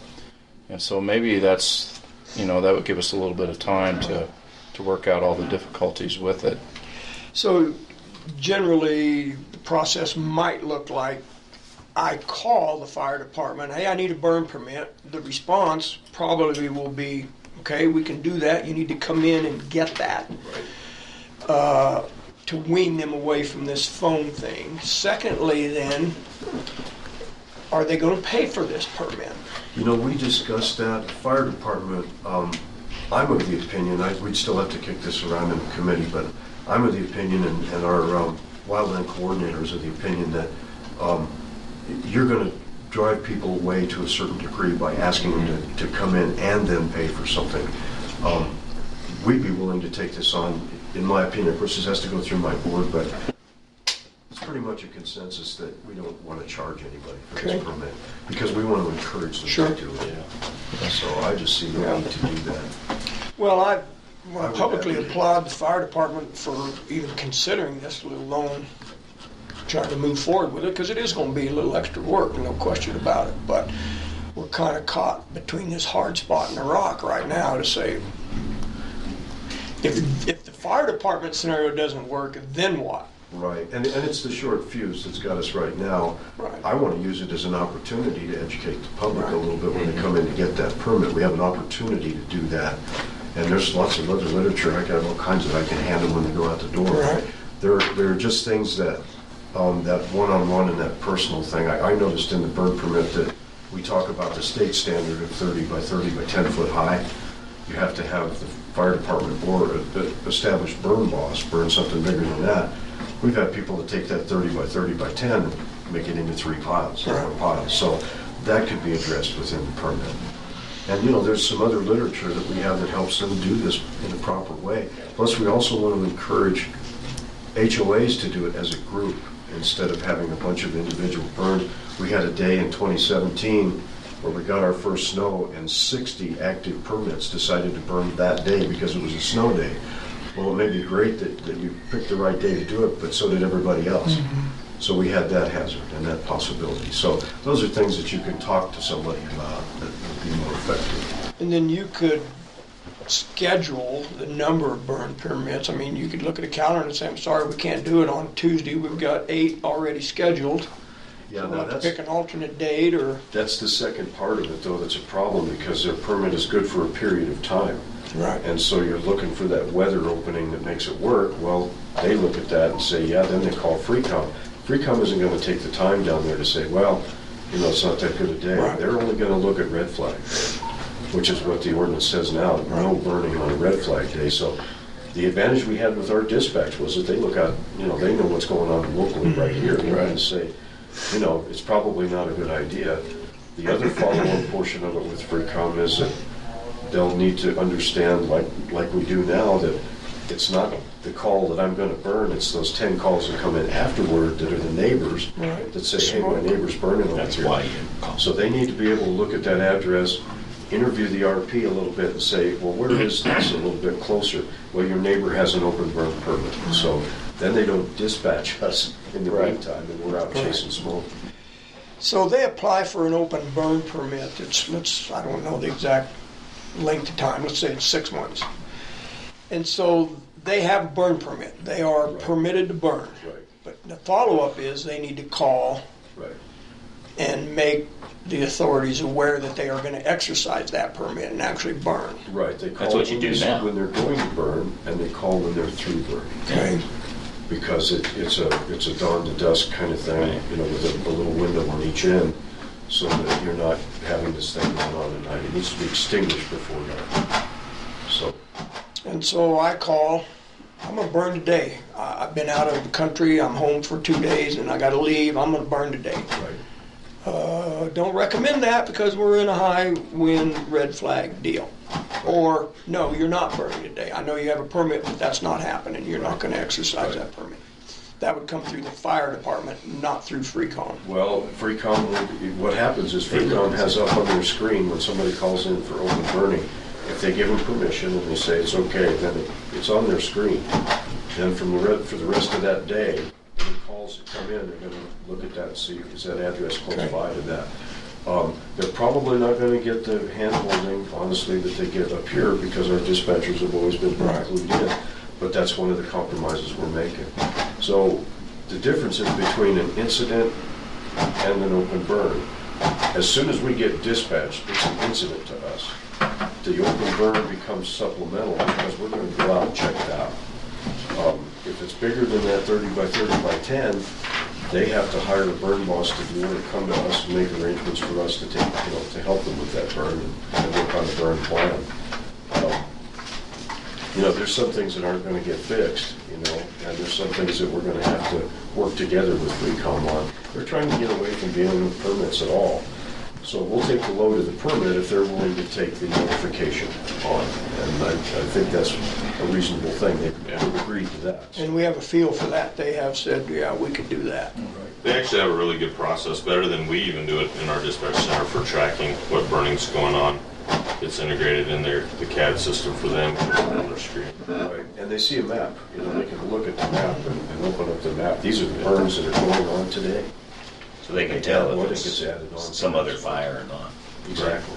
And, with smoke in the air like it is now, and I've been in contact with the Forest Service and the BLM and Forest Service, and they've been geared up now for 2 weeks. They put on 2 extra trucks and 2 extra available crews because of this high wind that we've been having and because of the power line situation. They've been made pretty clearly aware that a lot of these old power lines have not been cleared, especially in the San Isabel area, and that's a cause for it. So they're now negotiating quite a bit with the power company in this last week to try and get some of that kind of thing done. That's a pretty tough thing out there right now. A lot of overhead lines are passing through forest land. So, Sheriff Byerly, your thoughts on we'll call it a temporary burn ban? So I don't know that we want to do a burn ban. We want to just do open burning more ban. So different, right? So it's only going to apply to prescribed burning type stuff where you have to call in and get a permit. It's not for a campfire. It's not for your grill. It's not for welding outside or anything like that. Maybe a suspension of prescribed burns. So Yeah. we need to have that language in there That's specifically. actually prudent, I believe. It's that way we have time to get our ducks in a row. We typically don't get a lot of good snow and conditions to be doing a lot of significant burning until after the new year anyhow. The only issue there, I think, though, Shannon, is hopefully we're gonna get some snow and some rain here before Christmas. And Well, we even can if we hope. do, Sure. they'll be wanting to burn what they've been from the summer or the winter, it's the fall cleanup, which is gonna be. Well, why don't we have a moratorium on, why don't we just put it that until the burn ban or the burn ordinance has been revised and that would be better. And approval of the second reading Get by them the commissioners at that date. a light Now, in sight. maybe that's the first, maybe it's December 10th. I mean, I don't know that date. Well, and the fire potential has gone down because that really is a concern. Right, it's gonna change. It should. It better change. Let's hope. If we get some rain. Right. Let's stay, if we don't get Well, moisture. I'd like to see a sunset date on it. I agree. I think that's a good one. That will hold us all a little more accountable, and it will let the public know that, oh, okay, so it's not until this, because the first thing they'll say, if we say, we're gonna put this moratorium on a prescribed burn until we redo the burn ban, well, when's that gonna be? That's a Well, good it's- point. it's You like could, closing the you forest could give them fire. that end date, Right. unless it's, if the ordinance is revised before that. Well, again, so you could say upon second reading and approval by the commissioners, or January, whichever's first. Right. I think it's also an opportunity to accomplish some things, and I would like to include the feds in this. I mean, it seems to me that, we've always had a little conflict with this. The feds say. Yeah, they're burning and we're not. It's a high hazard, and we say it's a low hazard. And, some more communication, just include them in the workshop. Jay, I think you had a good idea for a workshop, and I think, to me, it's the commissioners and the sheriff's office and the OEM. And then I would like to see us invite Wetmore as well, because that's the unincorporated part of the county that will still be covered by this permit, because this permit is countywide. Right. And then San Isabel people, if they want to be involved, and then I would like to invite one of the federal fire officers too. And then, form a committee and sit down and hammer on this. Right. Well, I would move that we place a moratorium on prescribed burn permits. Tom, I would recommend we do this by a resolution, which I could have ready by Wednesday, Okay. rather than just a motion. And I was going to ask, there are outstanding permits right now, so this is going to put a freeze on all of those? Correct. All right. Okay. But everybody that has a permit has to call in and say, hey, listen, I plan on burning, and then if we don't give permission to burn, then they can't anyway. Yeah, So- that's a good point. So permits that are out there, Isn't Still doing that. subject to, You could call in and. But the last moratorium we did on the subdivisions was done by resolution. I think we should do it by resolution. all right, I'll withdraw my motion. But if we're going to have penalties, don't we have to have an ordinance? Well, we'll have an Yeah, ordinance. We don't know we're gonna have penalties. That's why you want. Or a We're gonna resolution amend just this to ordinance. postpone it? Yeah. just a to put a moratorium, just moratorium. I on didn't- issuance of Yeah. any further burn I'm permits. fine with that. Yeah. I'm fine. And I can, as soon as they come up with whatever they agree on, I can get it ready very quickly. And the other thing, I think we're probably gonna need an IGA between the county and the I agree. Wetmore Fire Protection District, since They're taking on the job. it's our ordinance, the county's ordinance, but it's another political subdivision that's Excuse me, involved but in the what do you mean they? I figured you were on the committee as well. That goes without saying, as long as there's donuts. As long as it's donuts. Well, I propose we select one of the first two meetings in January for the first reading, have it done, have all the work done, and have the first reading, and then the second reading at our mid-month meeting. Can I suggest the second meeting? The first meeting, we're going to pick all the committees, and we've got a lot of housekeeping to do at the first meeting. Okay, good. Just a point. suggestion. Okay. So I'm looking here for January. how about the last meeting in December? That works for me. It's December 30th. Let's do that. 31st, That's a better idea. 29th, one of those days. I mean, it's. Could we start off the new year? Let me pull that calendar up. 31st is on Tuesday. That'll work.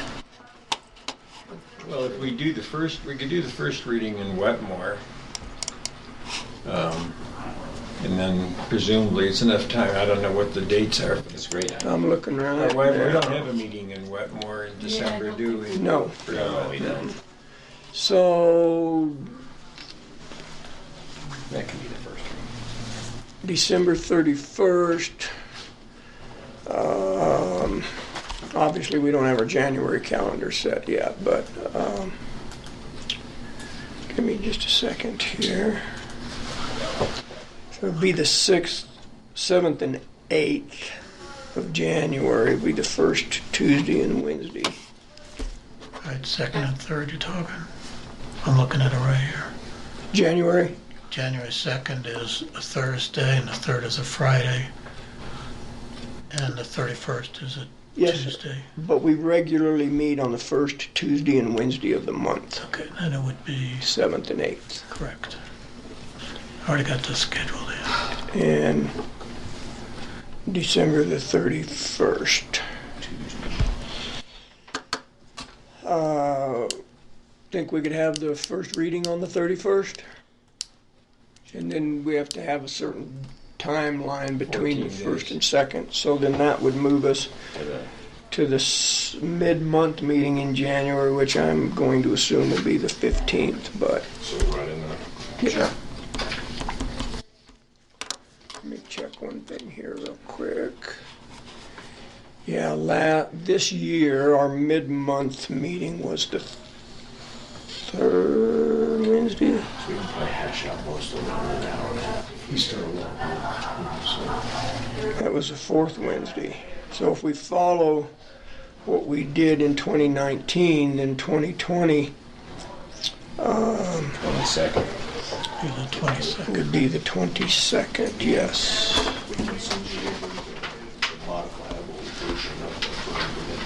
Good idea. So you guys good with first reading on December the 31st? And the second and final reading on January 22nd. I think that's fine.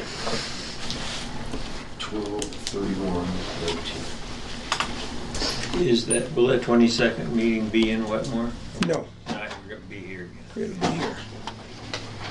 So first on the 31st, second on the 22nd. That's correct. Roger. Roger here? So Karen needs to put that on the agenda for Wednesday. Consideration of resolution to impose moratorium on issuance of prescribed burn permits. We got a plan, I love it.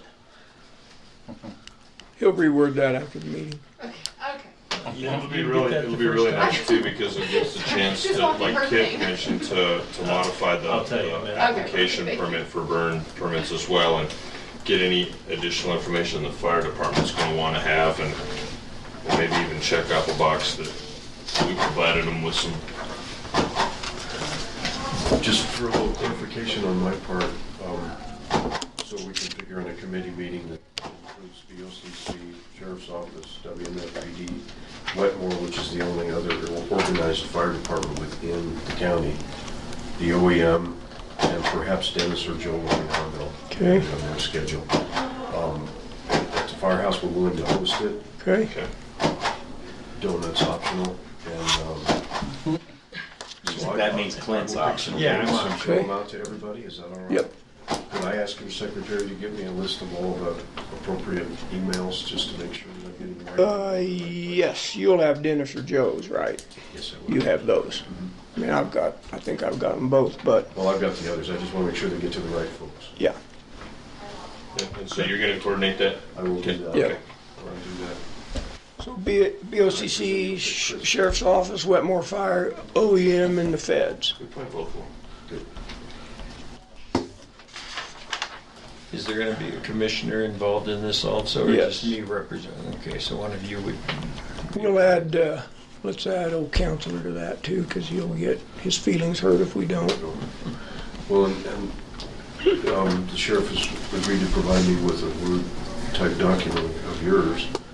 I Right. can edit it with my ideas or whatever for that first Right. meeting, and then we can sit down and just tear it up. Okay. You got all your... I would suggest that we black line strike through and red line the additional language or the change in the language, so we can look at it right there and not have to go to two documents. That makes sense. Editable document. Yep.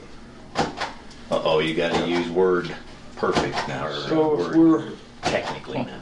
yeah, if we're striking through what goes away and highlighting in red what goes in. Make a Google document out of it and just put stuff in the margins, that work too.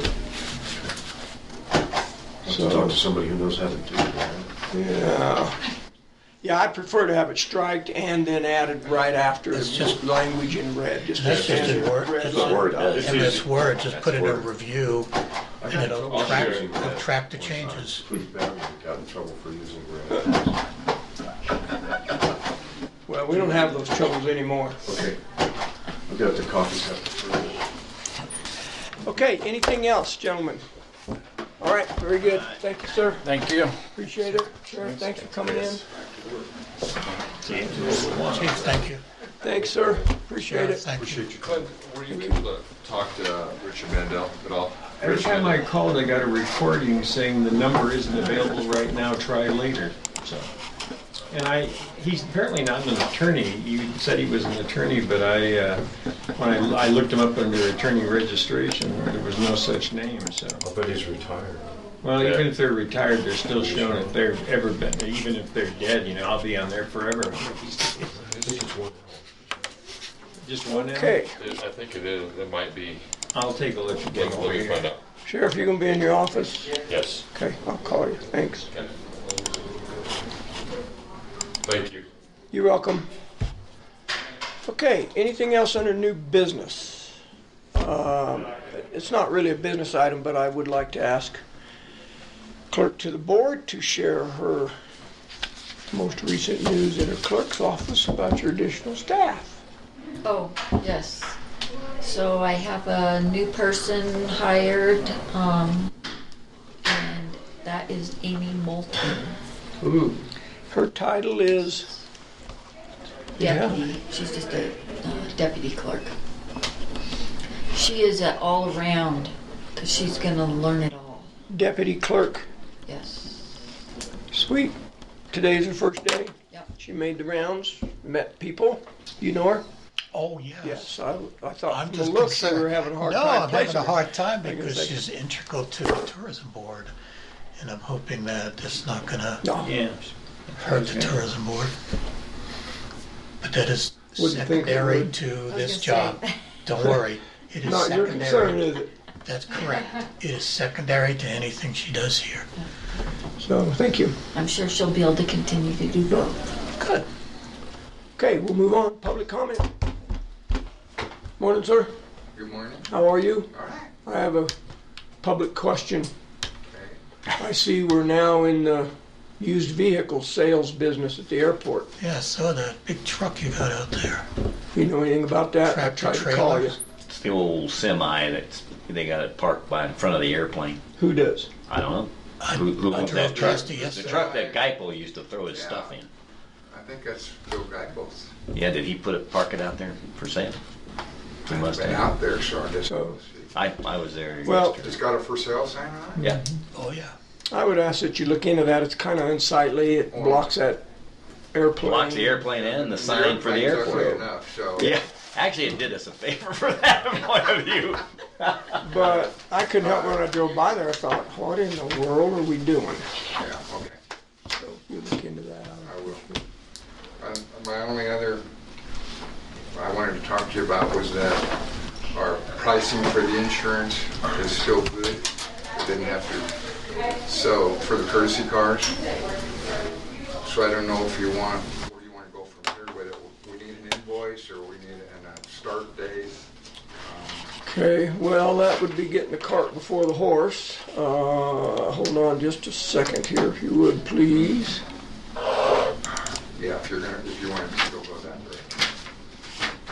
So,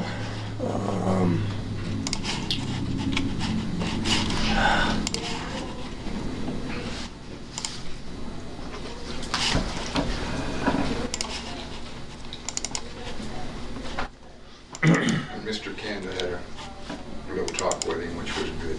with who? The agent, Doug Myers. it was That was Scott discourteous and crappy as he could be. But we got him on the right track. There you go. Called you up and So I would assume we would either put this on the agenda, it would make sense for me to put it on the 2nd of October, or You don't mean, deal with it during the airport report. But there's been no decision made about the courtesy car, correct? We were waiting to find out how much it was gonna cost us. Right. So I would recommend we put that on the agenda for October the 2nd, or it could be a later date, can't be before that, because we're under the 24-hour notice for tomorrow. I would, Yeah, here was what I was thinking. okay. I think it ought to be done during your time. That's what I thought you were gonna do, is come in and tell us what the story was. Okay. They have a couple choices. We don't have to fund it for them. They can decide they're gonna fund it internally. He needs to put together the story one way or the other and make a recommendation to us, which is the cart before the horse thing, but that's what you ought to do. So, and it's the, what is it, the 3rd? Is that what we, when's the airport board? October the 2nd, that's why I mentioned The 2nd, So it That's their brings a point to mind, and maybe I'm overreacting. I wonder where we're at legally to take action during staff reports that are not on the agenda. An action item during a staff report. Commissioner Prince has asked once before about that. Should we be voting on this during a staff report? I kind of wonder about that. Maybe if we add something on the agenda, that action could be taken during the course of any staff report to make it clear that you have that option. It's a good idea, because you don't want to waste the time. Right. You know, Push yeah, it down the road. For the airport board to be here at 9:15 on the 2nd and then have to sit around until 11 o'clock because it's on the agenda item. I like that we do take action during those staff reports because it's a response to something that comes up, but I'm just not sure how legal that is. Well, I think you can just put some standard language on every agenda that action may be taken on any staff report. So maybe we do just that, where it says staff reports, actions may be taken during a staff report. Is that really enough notice to the public if they want to discuss it? I'm concerned 24 about hours, that. is it 24 hours? Well, but they wouldn't Right, know what it is. That's my point. If you say action may be taken to discuss the courtesy car, I am 100% fine with it. If we just say action may be taken, I'm not sure we're really giving the public the kind of notice they deserve.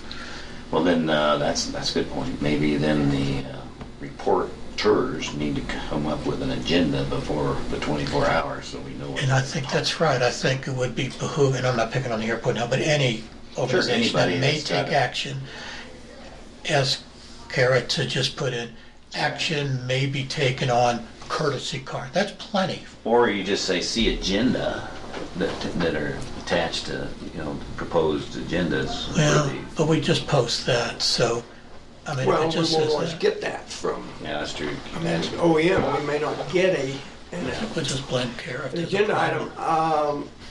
item. Yeah, I don't know either. I mean, that would be the cleanest way to do that. We do it all the time with DHS and VSO. We take an action item on every one of their reports. I'm not sure how legal that really is. I question it. So maybe we put airport 9:15 and we just have that communication ahead of time to say, do you anticipate any action items? And we just put pending action item, courtesy car. That's it, under their report. So That would be plenty. And I was going to say, but then so for DHS and VSO, every time the agenda is going to have to say approval of reports. Report, yeah. Sure. Which that's kind of, I hate this term, boilerplate, but we could add that to every agenda because we know that's a reoccurring. And the same for treasurer, when she Transaction. comes in at the end of the month Right. with her report. So we could handle that internally here, but we need to notify all of our staff reporters, as Commissioner Kanda mentioned, to say, if you expect an action item, you better let us know, because if it's not on there, then we're not going to deal with it. We can talk about it all we want, which is what a report is, right? That should be without any actionable item. Correct. It's a discussion. So again, I think it's a communication thing with those nine or 10 entities that report to the board, so. And I think this could be a discussion item, but the rudeness of this insurance agent, if we don't do something soon, that whole thing will go away. Right. So. He corrected it, and he made sure the bid, they go out to a, what do you call it? Vendor. Yeah, vendors, it's Pool. underwriters, to see what they're gonna get the best deal, and he actually shops for the best deal, so he would verify that that was the case. There would be time to put that. Yeah, we can still do it on the second, no problem. Yeah, we need to do it on the second. Yeah, he's just a broker, so. Yeah. If that's what you would like us to do, we can direct Ms. Carey to put that as an pending action item on courtesy car under airport. Come back with your recommendation. You all right there, Ms. Carey? Yes, just put that under the And how? second. Airport. Yeah, just add it right after 9:15, just put pending action item. Okay. Courtesy car, we have that on yeah. there. Yeah.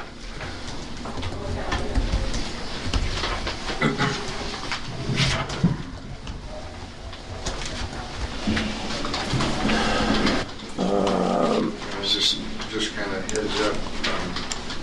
Sounds like Mr. Jolly's having some heart issues. So. Ooh. Yeah. Just, Wow. Okay. Yeah, so I would assume that you'll have your whole plan for us, huh? On the second? I mean, not just a money deal, the whole contract. well, that's what I stopped in to see about. Was he needs to send us the policy. Well, and an invoice for that. And I need to let you know that but the second. yeah, we wouldn't need an invoice to approve that, just a dollar figure, what it's gonna cost us. But when I said contract, I meant the paperwork between you and the rentor. How you're gonna handle How that. you handling the courtesy car? Oh. You got that? Yeah, we're done with that. Yeah. It was just getting the insurance. So if you can put that all in a packet, it'd be nice to get that ahead of time, but if we can, if you can bring it with 3 copies, I think that's reasonable, given the circumstances. And then, because you're looking for us 4 copies, 5, count Kelly. I think she was counting. I think you already had, didn't you have the rental agreement? Yes, if nothing's changed, then. Yeah, I think you've already got that. So you would be looking for us to make a decision about moving forward, approving the airport board to institute the courtesy car program, given these. Right, you got, because we haven't done that yet. Okay. Does that make sense? Yeah. You're gonna go after some local. I thought we were past all that, but other than the insurance. Okay. Yeah, well, we're gonna have to vote on all of it. Okay. So. We voted on it. I thought we authorized them to go ahead and get the whole process. They would do it, just look into the insurance and then. Just tell us what they're doing on the insurance. I was thinking it was too. Then I'll maybe look in the minutes. and We don't see. need to redo it if we don't have to. We need to understand what your plan is for insuring the cars. Well, you mean the payment? Okay. I think we've got that covered. Okay, good. Well, thanks for bringing that up too. Yeah, we'll be fine to do that on the Stop in and see where you wanted us to go from here with it, so. Yeah. I found out. Yeah, so you have a dollar figure to bring us right now. He's giving you a firm quote. 1 or 2 vehicles? Both. 2. Well, that's different. No. He said both, you said 2. Wow. That's what I meant, both cars. Not 1 car. 1, no, 2. Okay. Yeah, that when we requested a quote for 1, that's what got us all into trouble. Right. Got me into trouble. Which to me was a legitimate request, but. It was. This guy could have handled that without blowing up.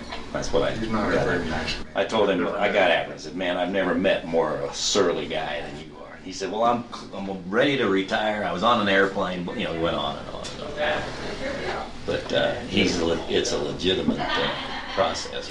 It's not him making it up. So he just didn't want to.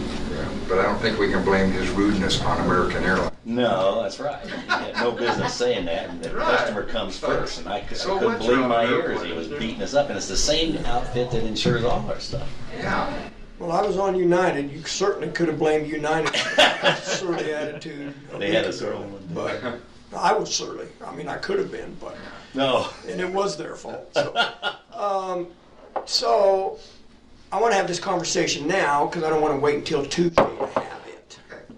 And that is, you're asking us to insure 2 vehicles for courtesy cars. Yes. But you don't have 2 vehicles.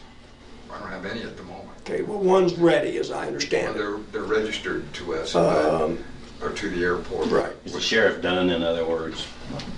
He had a 30-day window, and it expired in August, didn't it? Or whenever he wanted. So my question, I guess, is when do you anticipate starting this insurance coverage?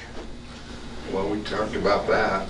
I thought maybe the first of the year, but there was other talk of maybe doing it now, making this the annual date. So if we're going to insure 2 vehicles, we sure as hell ought to have 2 vehicles down there and available for service, correct? Right. That's where I'm getting at. And we don't have. I don't have any idea what the status is on the second But car. you need to get us the status. So you might talk with Sheriff. Shannon Byerly and Gary Hyde, because Road and Bridge is going to be doing the decal removal and all that stuff. I assumed that was all done. They were ready to go out there. Right. Okay, I would appreciate you following up on that so we know before we have to vote if we're going to insure 2 vehicles and one of them not going to be available until February or March. Mike gave me the information on both vehicles to take them off the sheriff and put them in the airport. Yeah. Right. And so I That's been done, but I'm talking about the physical vehicles. I don't know. We're going to get both of them or not at the same time. Which I think they're both sitting at Road and Bridge, aren't they? Waiting to go. I'm assuming now, yeah. I thought they were both sitting there until several months ago when Shannon wanted to borrow one for 30 days. Right. But I still thought they were both ready to go. Okay, I thought they were down there, but I thought they only had one ready to go. So I don't know. I haven't asked. But if you would ask and figure out before the second, I just Why want don't you shoot us a to be in note? a position to make an All three informed of us. decision about this deal on the second. Right. Instead of postponing it, right? We don't want to postpone it if we can help it. Right. Yeah, this whole, No, because that makes the guy cranky. Oh my gosh. Heaven forbid. It goes beyond cranky. I'm not worried about that. You know what I'm mad about? I'm mad about the fact that we had an opportunity to be getting these cars going and getting some revenue coming into the towns, getting people coming back and forth. And that's why the board, when we talked about it, was adamant about we still have some time left. And to start it now is the smart thing from a business point of view, not just from that point of view, but January to March doesn't do a lot. Right. So let's get it over with. Right. And get it on. And then I talked to Donna about the fact that the cars are going to be covered anyway right now as they transition, so that we're not going to lose any coverage. It's just got to make the decision when it cuts over. So get a hold and let us know what Shannon says. Yeah, for what little I know of it, and believe me, it's little, I think we've already missed the opportunity, the window opportunity now. The big window, but, yes. It'll be interesting to see what the records show of use, but month to month, let alone season to season. Right. So, okay. We good there, Miss Kara? We're on the agenda for Wednesday. For Wednesday. Okay. Yes, sir. Perfect. We may reach, we could reach out to OEM, Public Health, and Human Resources Extension, and we'll just let's put automatically by consent, if you're okay with the ones we know. Treasurer will be accepting her report, so let's do that same thing. Pending action item, approval of report. Right.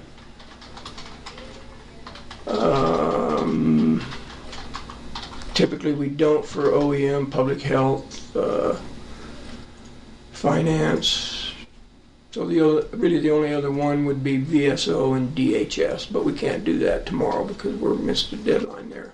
But we ought to put it on the agenda anyway, and those will stay on the agenda all the time. Okay, those to stay on. Yeah, for VSO, the same, pending action item, approval of report, Okay. and DHS. And I can put that on the agenda for Yeah, tomorrow? well, No, we can't really change the agenda. time is at It's 11 just o'clock. limited. No, can't, not for tomorrow, but after that. After It tomorrow, could go okay. on Yes, sir. permanently, yeah.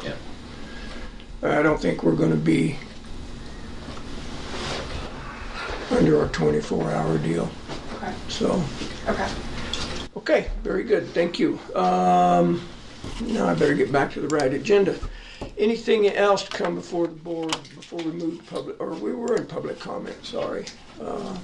Any other public comment? Yes, ma'am. We need a cell tower in Rosita. Oh, in Rosita.